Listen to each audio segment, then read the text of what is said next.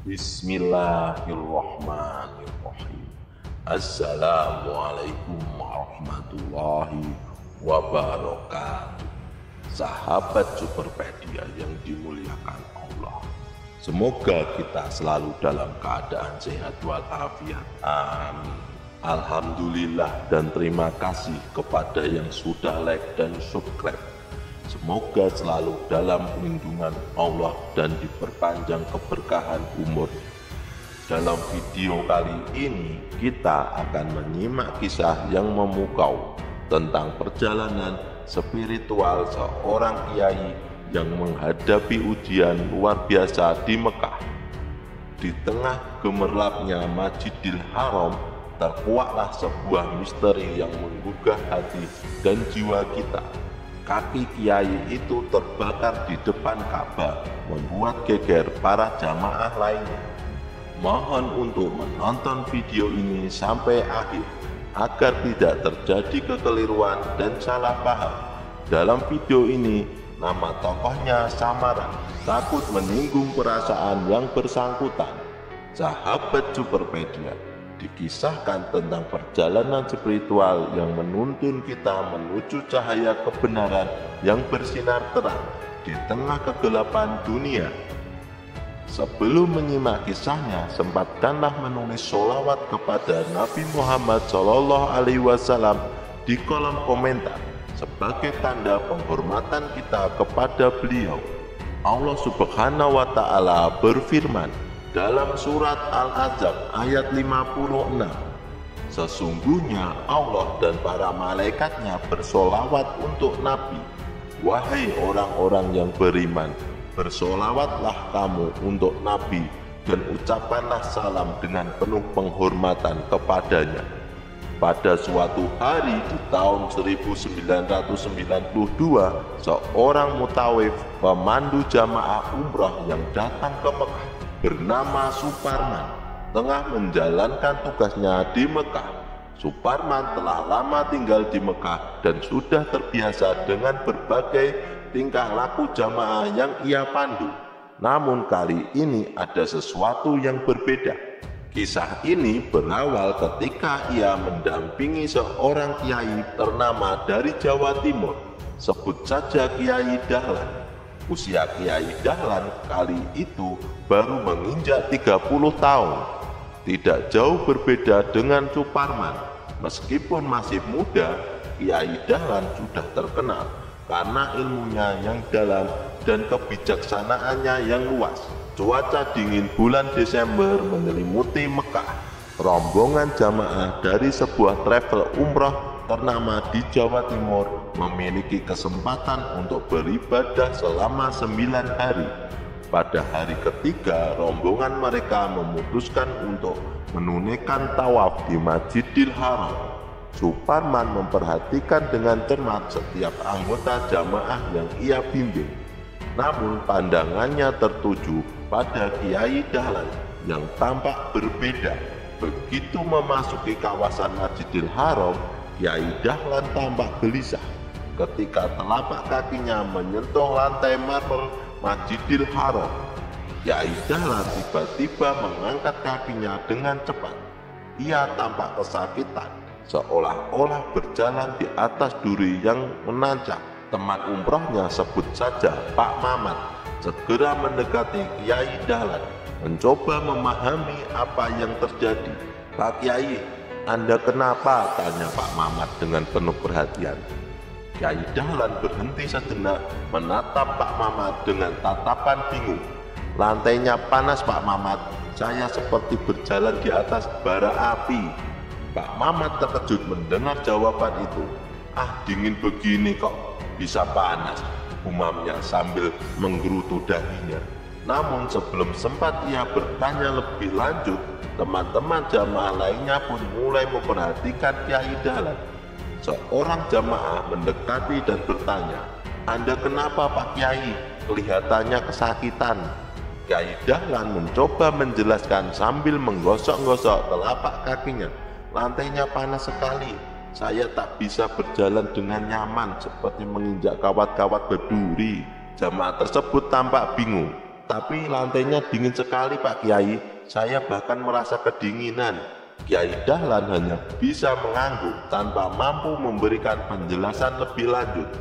Ia melanjutkan langkahnya dengan hati-hati, berhenti setiap beberapa langkah untuk menggosok telapak kakinya yang terasa terbakar. Suparman terus memperhatikan Kiai Dahlan dari kejauhan dengan rasa heran. Ia mencoba mengingat-ingat apakah pernah mendengar kejadian serupa dari jamaah lain, namun tidak ada yang terlintas di benaknya. Teman-teman jamaah lainnya akhirnya memutuskan untuk melanjutkan perjalanan tanpa menunggu Kiai Dahlan yang selalu berhenti dan sibuk menggosok-gosok kakinya. Mereka berpikir mungkin ini hanya perasaan aneh sesaat yang dialami oleh sang kiai. Namun teman-teman jamaah lainnya tidak bisa mengabaikan kejadian ini begitu saja. Pasti ada sesuatu yang ganjil dan misterius di balik apa yang dialami Kiai Dahlan, pikir mereka dalam hati. Namun mereka mencoba untuk tidak suudzon. Sang mutawif Suparman yang mengamati dari kejauhan menarik kesimpulan bahwa kaki Kiai Dahlan mungkin sedang mengalami rasa sakit yang membuat tidak nyaman dalam perjalanan. Lalu Suparman tanya ke Kiai Dahlan, apakah pernah sakit asam urat Kiai? Kiai Dahlan menjawab, tidak pernah sakit sebelumnya, hanya di sini, di tempat ini sakitnya, di rumah nggak pernah sakit. Namun kejadian yang lebih aneh terjadi ketika rombongan mereka tiba di hadapan Ka'bah. Tanpa aba-aba atau penjelasan, Kiai Dahlan tiba-tiba membuka kain ihram yang melingkupi tubuhnya. Dengan langkah mantap, ia meletakkan kain itu di lantai lalu melangkahkan kakinya di atasnya. Tingkahnya ini membingungkan bagi yang melihat, seolah-olah Kiai Dahlan sedang bermain-main seperti seorang anak kecil. Cuaca hari itu sejuk dan lantai Masjidil Haram terasa nyaman di bawah telapak kaki. Namun tindakan Kiai Dahlan semakin membingungkan. Ia terus melangkahkan kakinya di atas kain ihram yang telah dia letakkan di lantai, seolah-olah mencari sesuatu atau menghindari sesuatu yang tak terlihat oleh mata manusia biasa. Suparman merasa kebingungan melihat perilaku sang kiai dan bertekad mendekatinya. Barangkali ada yang bisa dibantu. Mengapa jamaah itu melakukan hal-hal yang aneh ini? Gumamnya dalam hati. Keanehan yang tak terduga itu kembali muncul saat rombongan mulai melakukan tawaf di sekitar Ka'bah. Tanpa aba-aba lagi, Kiai Dahlan tiba-tiba berlari dengan cepat, meninggalkan jamaah lainnya jauh di belakangnya. Suparman dan jamaah lainnya tercengang melihat aksi nekat Kiai Dahlan yang seolah-olah terdorong oleh kekuatan yang tak kasat mata. Setelah beberapa meter berlari, Kiai Dahlan tiba-tiba berhenti dan dengan penuh kesungguhan melemparkan kembali kain ihramnya ke lantai. Dia kemudian menginjak-injak kain tersebut dengan penuh determinasi, seakan-akan melakukan ritual yang hanya dimengerti oleh dirinya sendiri. Sesekali Kiai Dahlan mengusap telapak kakinya dengan penuh kesal, seolah-olah mencoba menghilangkan rasa tak nyaman yang terus mengganggunya. Suparman dan jamaah lainnya hanya bisa menatap dengan heran dan penasaran, bertanya-tanya apa yang sebenarnya sedang dialami oleh Kiai Dahlan. Apakah ini bagian dari sebuah ujian atau tanda dari Allah Subhanahu wa Ta'ala yang tak bisa dimengerti oleh akal manusia biasa? Tak bisa menahan rasa penasaran yang kian memuncak, Suparman, sang mutawif, akhirnya memberanikan diri untuk mengajukan pertanyaan langsung pada Kiai Dahlan. Sebagai seorang yang bertanggung jawab atas keselamatan dan kenyamanan jamaah yang dia pandunya, Suparman merasa bahwa dirinya memiliki kewajiban untuk mengetahui kondisi yang sebenarnya sedang dialami oleh Kiai Dahlan. Dengan hati-hati, Suparman mendekati Kiai Dahlan dan bertanya dengan suara lembut, Pak Kiai, maaf mengganggu. Namun saya merasa perlu untuk bertanya tentang apa yang Anda rasakan. Apakah ada yang tidak beres atau apakah Anda merasa tidak nyaman dengan lantai Masjidil Haram? Kiai Dahlan menatap Suparman dengan tatapan serius, seolah-olah merenungi apakah akan berbagi pengalamannya yang tak lazim ini. Namun akhirnya ia memutuskan untuk mengungkapkan apa yang sebenarnya dirasakannya. Saat telapak kakiku menyentuh lantai, rasanya seperti berjalan di atas bara api, ucap Kiai Dahlan dengan suara yang penuh kesakitan. Saya merasa panas yang menyengat, rasa sakit yang tak tertahankan. Sungguh demi Allah, saya tidak tahan dengan lantai Masjidil Haram. Saya harus membuka kain ihram untuk digunakan sebagai alas kaki. Panasnya seperti api yang menyala bawah lantai. Rasanya seakan kaki saya terbakar habis. Suparman terkejut mendengar pengakuan yang begitu membingungkan itu. Bagaimana mungkin Kiai Dahlan merasakan hal seperti itu, sedangkan tidak ada jamaah lain yang mengalami hal serupa? Merasa semakin penasaran, Suparman yang kini menjadi mahasiswa S3 di Mekah bertanya lebih lanjut pada Kiai Dahlan tentang apa yang dilakukan sehari-hari sebelum berangkat ke Mekah. Mungkin ada petunjuk atau kebiasaan yang bisa menjelaskan misteri yang sedang terjadi. Ketika Suparman mengetahui lebih lanjut tentang kehidupan sehari-hari Kiai Dahlan sebelum berangkat ke Mekah, misteri di balik perilaku aneh sang Kiai mulai terkuak. Ternyata Kiai Dahlan adalah seorang ulama yang terpandang, namun memiliki kelemahan di dalam dirinya. Kiai Dahlan adalah sosok yang sering meminta bantuan atas nama agama demi kepentingan pribadinya. Ia telah terbiasa meminta sumbangan dari para dermawan untuk membangun pondok pesantren yang ia pimpin. Meskipun jumlahnya mungkin kecil, kebiasaan ini telah menjadi bagian dari hidupnya. Para dermawan yang tulus memberikan sumbangan tidak mengetahui bahwa sebagian dari uang yang mereka sumbangkan digunakan oleh Kiai Dahlan untuk kepentingan pribadi.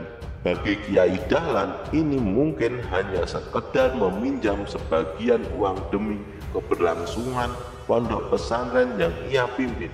Namun tindakannya ini tidaklah benar di mata agama. Namun setelah mengalami peristiwa aneh di Masjidil Haram yang membuatnya merasakan rasa sakit yang tak terlukiskan, Kiai Dahlan mengakui kesalahannya. Dia merasa terguncang oleh pengalaman yang dialaminya di tanah suci yang membuatnya sadar akan kesalahan dan dosanya.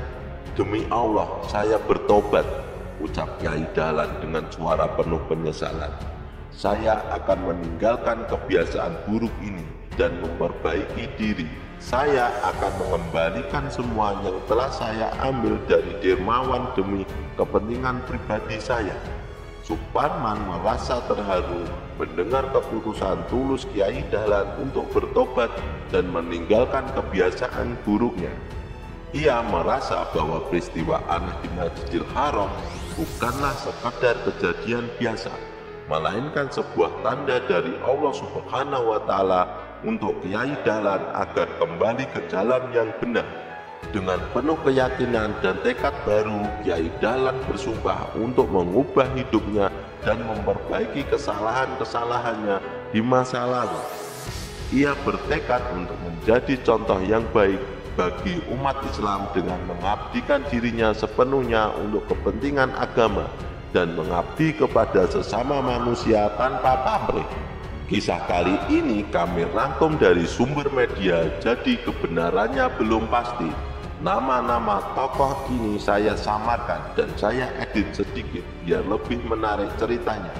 Mohon maaf apabila ada kekeliruan yang terdapat dalam kisah ini, karena maksud dari video kali ini adalah agar kita dapat mengambil hikmah atau pelajaran penting dan senantiasa terjaga dari mara bahaya dan kekufuran. Semoga kisah ini bermanfaat. yang benar datangnya dari Allah Subhanahu wa Ta'ala. Kekurangan dan kesalahan datangnya dari saya pribadi sebagai manusia biasa. Sampai jumpa di kisah selanjutnya. Saya akhiri. Wassalamualaikum warahmatullahi wabarakatuh.